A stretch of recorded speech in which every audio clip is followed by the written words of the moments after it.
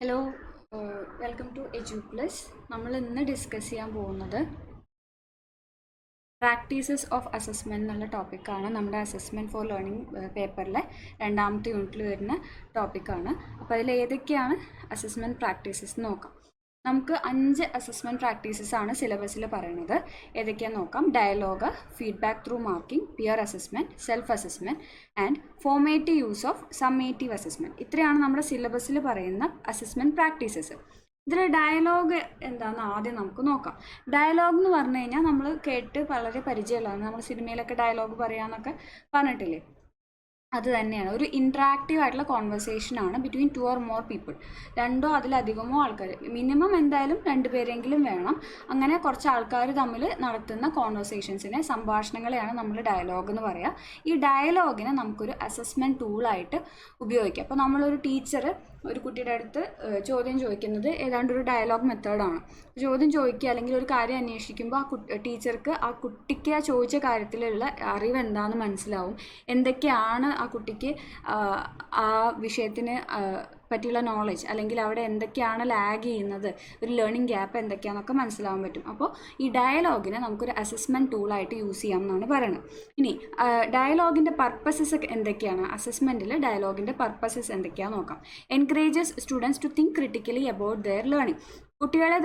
കുട്ടികൾക്ക് അവരുടെ ലേണിങ്ങിനെ പറ്റിയിട്ടൊരു critical thinking ഒക്കെ ഉണ്ടാവാനായിട്ട് സഹായിക്കും ഇത്തരം ഡയലോഗുകൾ. ഇപ്പോൾ ഈ ചോദ്യം ചോദിക്കുമ്പോൾ തന്നെ ഇത് അത്യാവശ്യം നല്ല ഒരു ആവറേജ് ആയിട്ടുള്ളൊരു കുട്ടിക്കാണ് ചോദ്യം ചോദിക്കുമ്പോൾ തന്നെ നമുക്ക് മനസ്സിലാവില്ല, ആ ചോദിച്ച കാര്യം എനിക്ക് മനസ്സിലായില്ല, അല്ലെങ്കിൽ ഞാൻ പറഞ്ഞതല്ല ആക്യുറേറ്റ് ആയിട്ടുള്ളൊരു ആൻസർ, അതിനൊരു ആക്യുറസി കുറവുണ്ട്, അങ്ങനെയുള്ള കാര്യങ്ങളൊക്കെ മനസ്സിലാവും.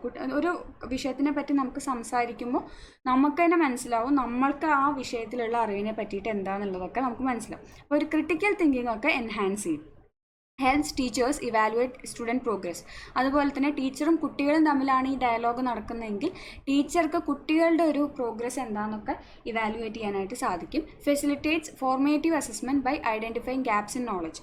അതേപോലെ തന്നെ നമ്മൾ ഫോർമേറ്റീവ് അസസ്മെൻറ്റ് നടത്തുന്നതിൽ ഒരു ഫോർമേറ്റീവ് അസസ്മെൻറ്റ് പോലെ ഉപയോഗിക്കാനൊക്കെ ഈ ഡയലോഗിനെ പറ്റും.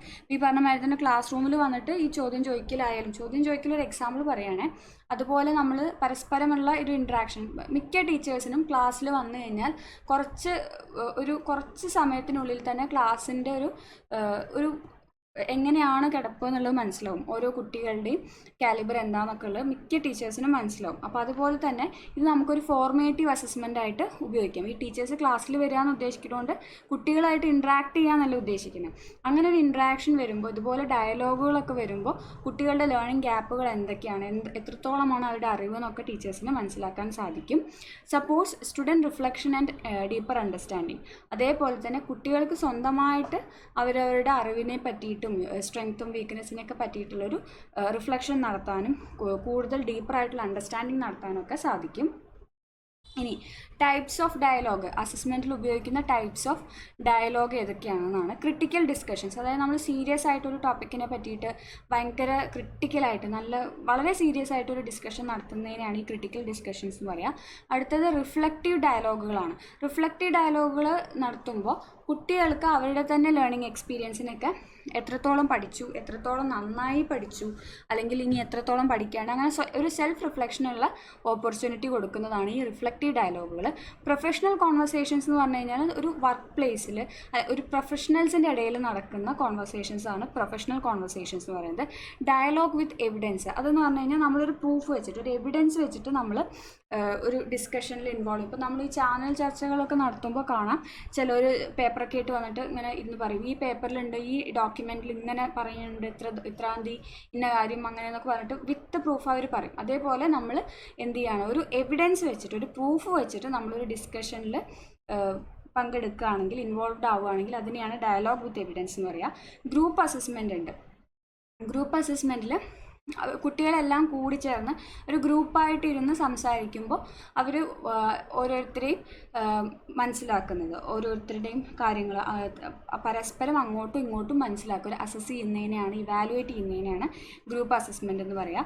പ്രസൻറ്റേഷൻസ് എന്ന് പറഞ്ഞു കഴിഞ്ഞാൽ കുട്ടികൾ അവരുടെ നോളജിനെ പ്രസൻറ്റ് ചെയ്യുക, അതിനനുസരിച്ചിട്ട് അവർക്ക് ഫീഡ്ബാക്കുകൾ കിട്ടുന്നത് അത് കളക്ട് ചെയ്യുക. അതാണ് ഈ പ്രസൻറ്റേഷൻസ് പറയുന്നത്. അടുത്ത് നരേറ്റീവ് ഓർ സ്റ്റോറി ടെല്ലിംഗ് ആണ്. നമ്മൾ എന്ത് കൺസെപ്റ്റ് ആയാലും ചില കുട്ടികൾ അല്ലെങ്കിൽ ചില ആൾക്കാർ അങ്ങനെയും ഭയങ്കര നരേറ്റീവായിട്ട് ഒരു കഥ പറയണ പോലെ, ഇനിയിപ്പോൾ എന്ത് വലിയ തിയറി ആണെങ്കിലും, പഠിക്കാനുള്ള തിയറി ആണെങ്കിൽ പോലും അതിലൊരു കഥ പറയുന്ന പോലെ ഇങ്ങനെ പറഞ്ഞു പോകും. ഇപ്പോൾ തന്മാത്ര സിനിമയിൽ മോഹൻലാലിൻ്റെ മകനെ സോഷ്യൽ സയൻസിൽ എന്തൊരു ടോപ്പിക്ക് പഠിപ്പിക്കുന്ന അങ്ങനെ ഒരു രംഗമുണ്ട്. അതിൽ ഒരു കഥ പോലെ നമ്മുടെ സിനിമാ നടന്മാരെയൊക്കെ വെച്ചിട്ട് ഒരു കഥ പോലെ പറഞ്ഞു പോവാം.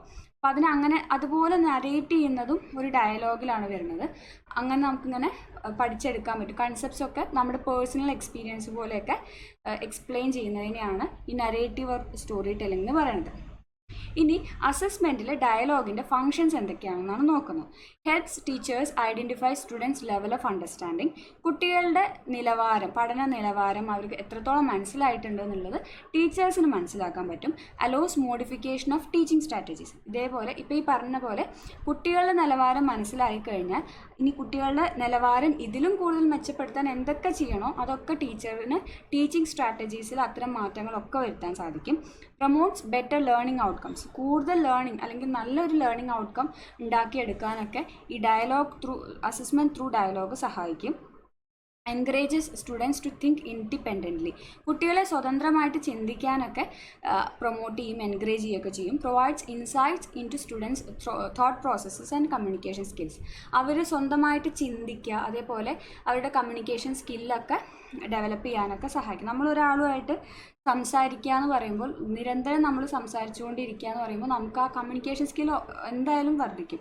അതേപോലെ തന്നെ നല്ല വിഷയങ്ങളുമായിട്ട് ചുമ്മാ നമ്മൾ ഗോസിപ്പ് അടിച്ചിരിക്കാണ്ട് നമുക്ക് ആവശ്യമുള്ള ബെനിഫിഷ്യൽ ആയിട്ടുള്ള കാര്യങ്ങളെ പറ്റിയിട്ട് നമ്മൾ ചർച്ച ചെയ്യുകയാണെങ്കിൽ നമ്മുടെ തോട്ട് പ്രോസസ്സും നന്നായിട്ട് നല്ല രീതിയിൽ നമ്മുടെ ചിന്തകളൊക്കെ മാറാനും സഹായിക്കും.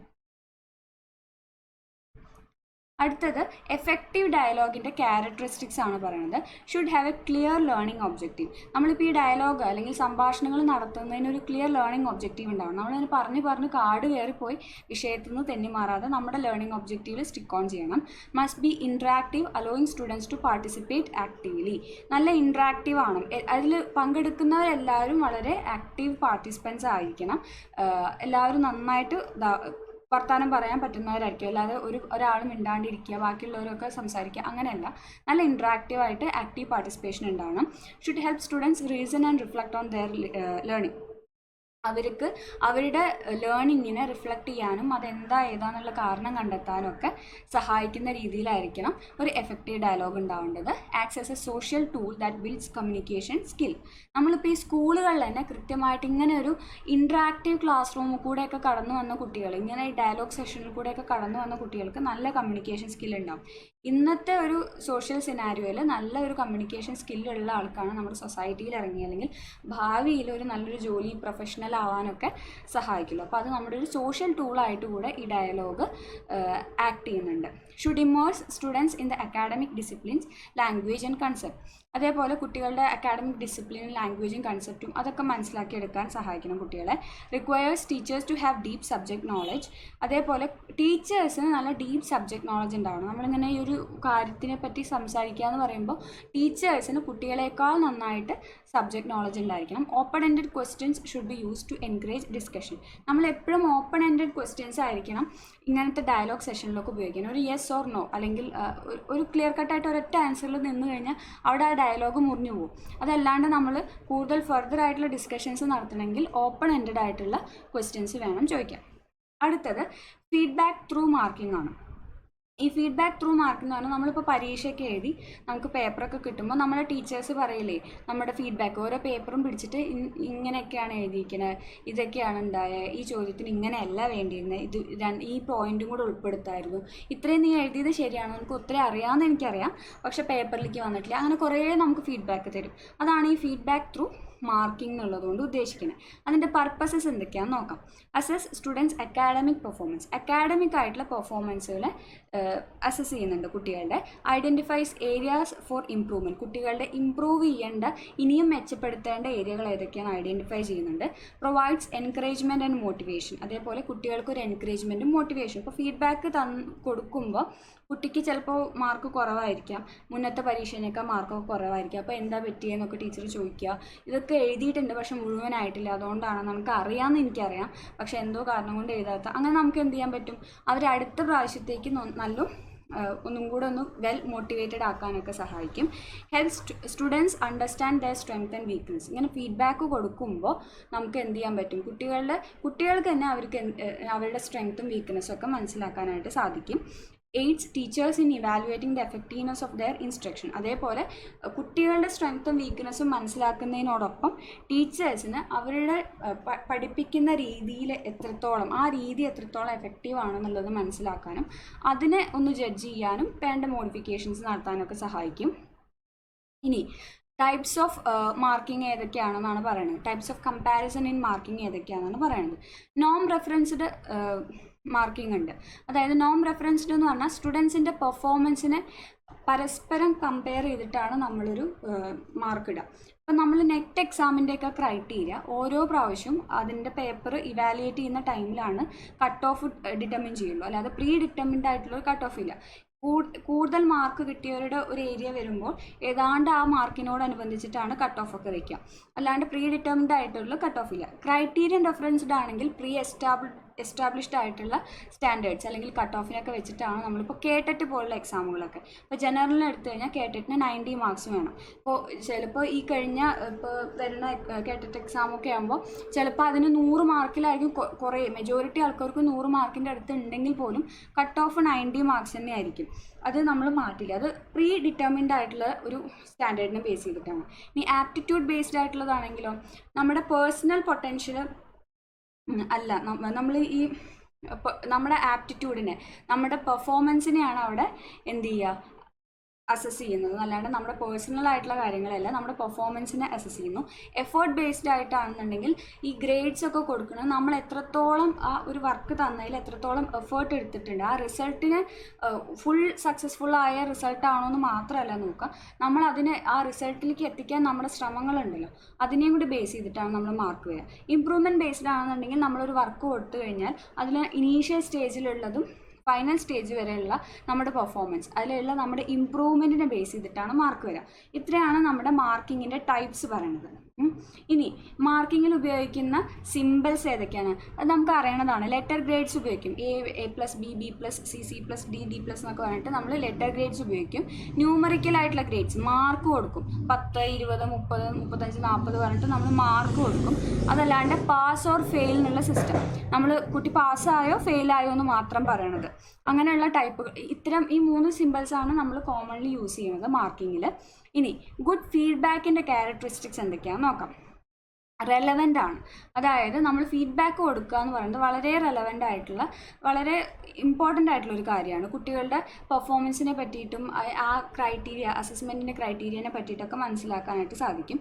ഇൻഫർമേറ്റീവ് ആണ്. കുട്ടികൾക്ക് അവരുടെ ഏരിയ ഓഫ് സ്ട്രെങ്ത് എന്താണ്, വീക്ക്നെസ് എന്താണെന്നൊക്കെ ഒരു ഇൻഫർമേഷൻ കിട്ടും. നമുക്ക് അതിനെ പറ്റിയിട്ടുള്ള നോളജും വിവരമൊക്കെ കിട്ടും. Encourages self assessment. ഫീഡ്ബാക്ക് കൊടുക്കും തോറും നമുക്ക് കുട്ടികൾക്ക് അവരുടെ ഒരു സെൽഫ് അസസ്മെൻറ്റ് സ്വന്തമായിട്ട് അവർക്ക് ചിന്തിക്കാനും അവരുടെ പ്രശ്നങ്ങളും പിന്നെ അവരുടെ കഴിവുകൾ എന്തൊക്കെയാണെന്നൊക്കെ മനസ്സിലാക്കാനായിട്ട് സാധിക്കും.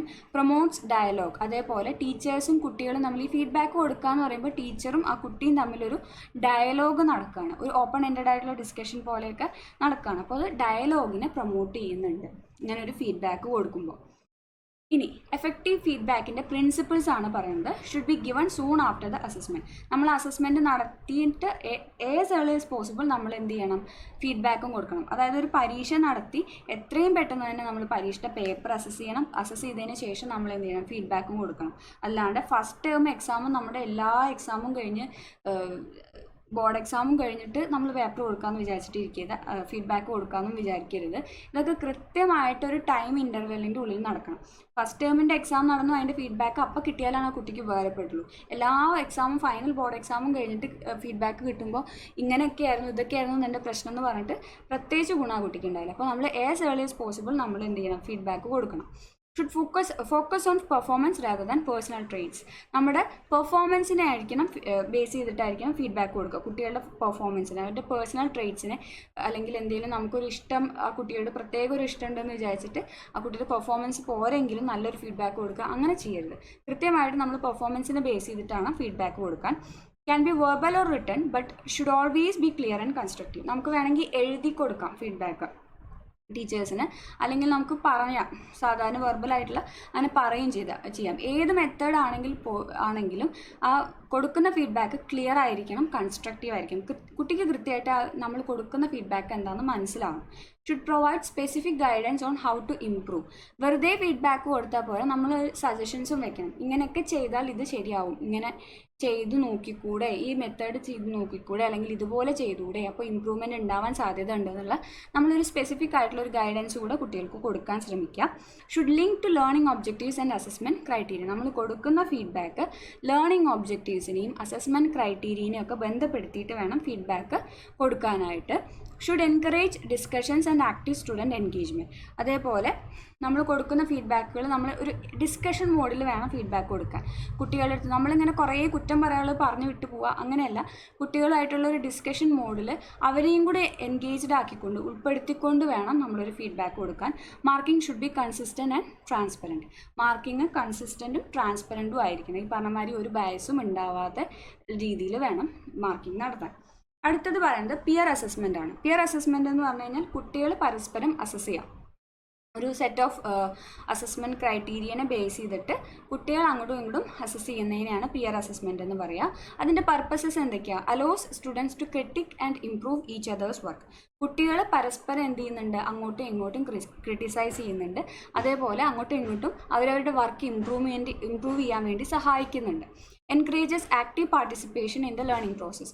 കുട്ടികളുടെ ലേണിംഗ് പ്രോസസ്സിൽ അവർ വളരെ ആക്റ്റീവായിട്ട് പാർട്ടിസിപ്പേറ്റ് ചെയ്യും ഇങ്ങനെ പിയർ അസസ്മെൻ്റ് ഒക്കെ നടത്തുമ്പോൾ. Helps clarify expectations and assessment criteria. അതേപോലെ തന്നെ കുട്ടികൾക്ക് ഈ അസസ്മെൻറ്റ് ക്രൈറ്റീരിയയൊക്കെ കുറച്ചും കൂടി ക്ലിയർ ആവും, അതിലൊരു ക്ലാരിറ്റി ഒക്കെ വരും. എന്തൊക്കെ ബേസ് ചെയ്തിട്ടാണ് അസസ് ചെയ്യുന്നത് എന്നുള്ളതൊക്കെ ഒരു ക്ലാരിറ്റി വരും. ഇനി ടൈപ്സ് ഓഫ് പിയർ അസസ്മെൻറ്റ് 2 ടൈപ്പാണ് ഉള്ളത്. ഗ്രൂപ്പ് അസസ്മെൻറ്റും ഉണ്ട്, ഇൻഡിവിജ്വൽ അസസ്മെൻറ്റും ഉണ്ട്. ഗ്രൂപ്പ് അസസ്മെൻറ്റ് എന്ന് പറഞ്ഞാൽ നമ്മൾ ഗ്രൂപ്പായിട്ടൊരു വർക്ക് കൊടുക്കുകയാണ്, എന്നിട്ട് പറയുകയാണ് ഏത് ഗ്രൂപ്പിൻ്റെയാണ് മെച്ചപ്പെട്ടത് എന്നുള്ളത്. നിങ്ങൾ എന്ത് ചെയ്യണം, അവരുടെ ഫോറും എഗെയിൻസ്റ്റും പോലെ നല്ലതും ചീത്തതും ഒക്കെ നിങ്ങൾ എന്ത് ചെയ്യണം, ലിസ്റ്റ് ഔട്ട് ചെയ്യുക വിത്ത് എവിഡൻസ്. ഇന്ന കാരണം കൊണ്ട് കൃത്യമായിട്ട് വെറുതെ കുറ്റം പറയാൻ നിൽക്കാണ്ട് കൃത്യമായിട്ട് എന്ത് ചെയ്യണം, നിങ്ങളതിന് കാര്യകാരണ സഹിതം നിങ്ങളതിനെ എസ്റ്റാബ്ലിഷ് ചെയ്യുന്ന രീതിയിൽ വേണം പറയാമെന്നൊക്കെ പറഞ്ഞിട്ട് നമ്മൾ ഓരോ ഗ്രൂപ്പിനെ പറ്റിയിട്ട് പറയാം. ഒരു ഗ്രൂപ്പ് ഹോളായിട്ട് അസസ് ചെയ്യുന്നതിനെയാണ് ഗ്രൂപ്പ് അസസ്മെൻ്റ് എന്ന് പറയാം.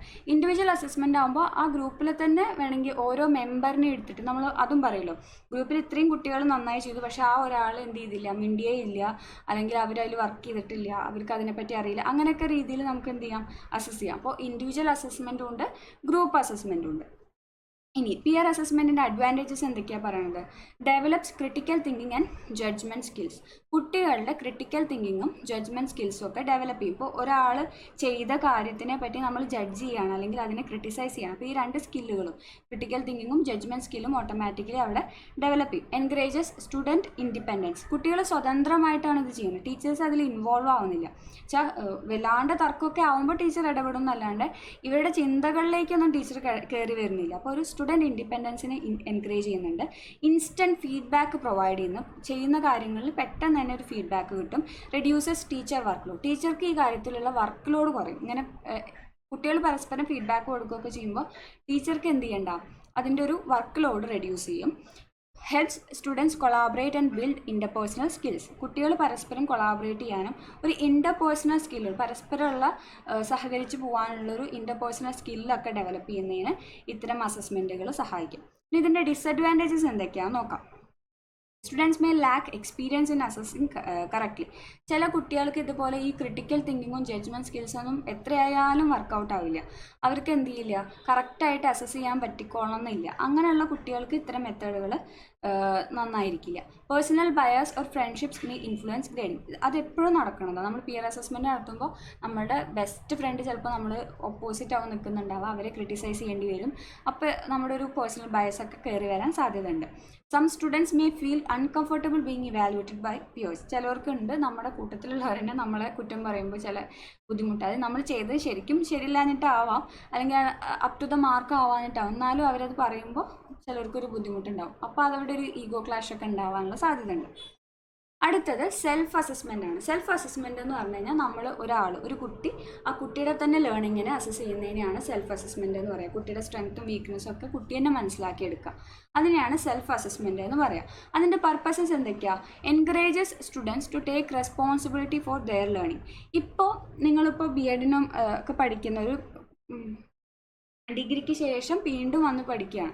അപ്പോൾ നിങ്ങളുടെ ലേണിംഗ്, നിങ്ങളുടെ വീട്ടിൽ നിങ്ങളെ ഇങ്ങനെ പഠിക്കുക എന്ന് പറയുന്ന ഭയങ്കരമായിട്ട് നിങ്ങളെ പ്രഷർ ചെയ്തുകൊണ്ട് എപ്പോഴും ഉന്തി തള്ളി വിടുന്ന ഒരു സാഹചര്യം ഉണ്ടാവില്ല. ഇപ്പോൾ കോളേജിൽ എത്തിക്കഴിഞ്ഞാൽ ടീച്ചേഴ്സും അതെ, എപ്പോഴും അങ്ങനെ പഠിക്കാൻ വേണ്ടിയിട്ട് ഇങ്ങനെ പറഞ്ഞുകൊണ്ടിരിക്കുന്നില്ല. നിങ്ങൾ കുറച്ചും കൂടെ വലുതായി നിങ്ങൾക്ക് പഠിക്കണം എന്നുള്ളത് നിങ്ങൾക്കറിയാം. അപ്പോൾ നിങ്ങൾ തന്നെ നിങ്ങളുടെ റെസ്പോൺസിബിലിറ്റി എടുക്കുകയാണ്, പഠിക്കണം എന്നുള്ളതിൻ്റെ റെസ്പോൺസിബിലിറ്റി എടുക്കുകയാണ്.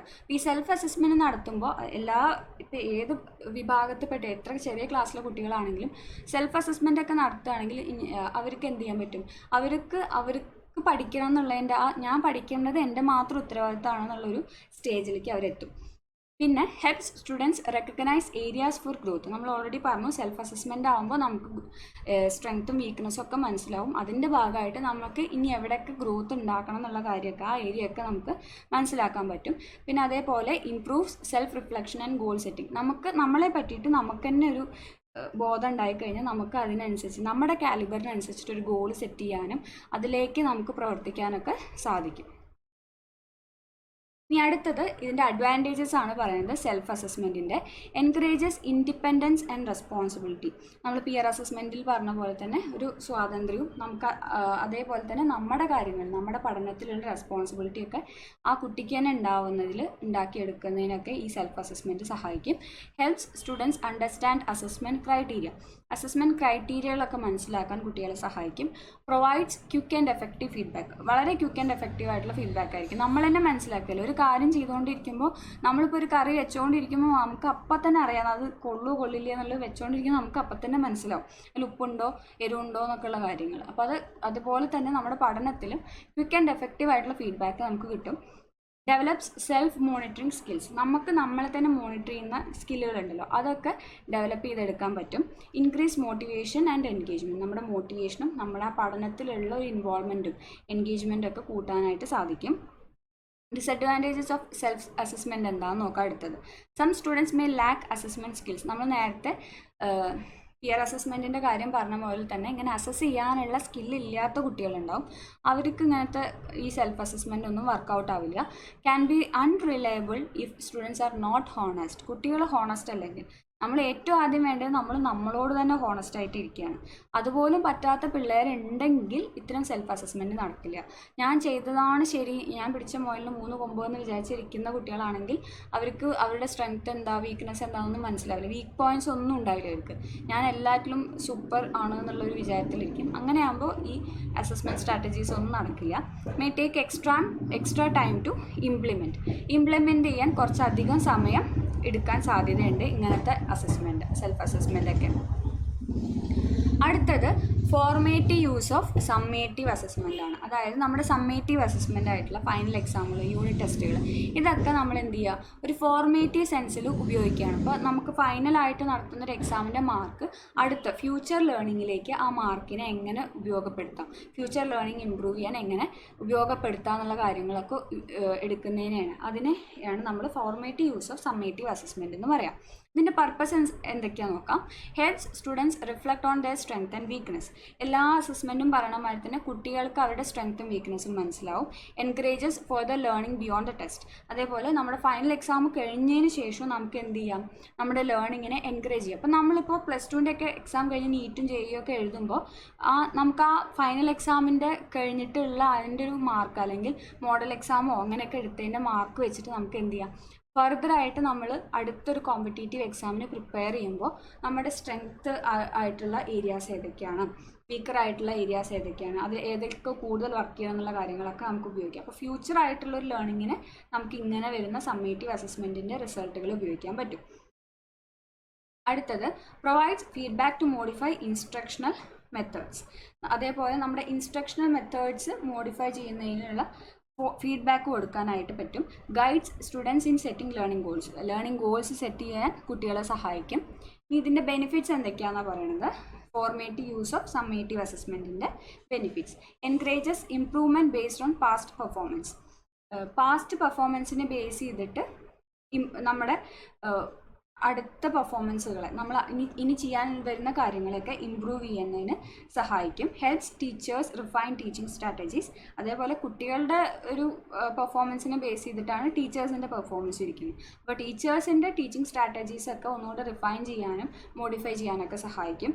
Supports student responsibility for learning. കുട്ടികൾ അവരുടെ പഠനത്തിൻ്റെ ഉത്തരവാദിത്തം അവർ തന്നെ ഏറ്റെടുക്കുക, അതിനെ കൂടുതലായിട്ട് സപ്പോർട്ട് ചെയ്യും. Increases motivation and self esteem. കുട്ടികളുടെ മോട്ടിവേഷനും സെൽഫ് എസ്റ്റീം ഒക്കെ ഇൻക്രീസ് ചെയ്യാൻ ഇത്തരം അസസ്മെൻറ്റ് ടൂളുകൾ സഹായിക്കും. ഇത്രയാണ് നമുക്ക് അസസ്മെൻറ്റ് പ്രാക്ടീസസിൽ സിലബസിൽ പറയുന്നത്. മനസ്സിലായി എന്ന് വിചാരിക്കുന്നു. അപ്പോൾ താങ്ക് യു. ഇനി എന്തെങ്കിലും ഡൗട്ട് ഉണ്ടെങ്കിൽ കമൻറ്റ് ചെയ്ത് ചോദിക്കുക. വീഡിയോ യൂസ്ഫുൾ ആയി എന്ന് തോന്നുകയാണെങ്കിൽ ഷെയർ ചെയ്യുക, സബ്സ്ക്രൈബ് ചെയ്യുക. Thank you.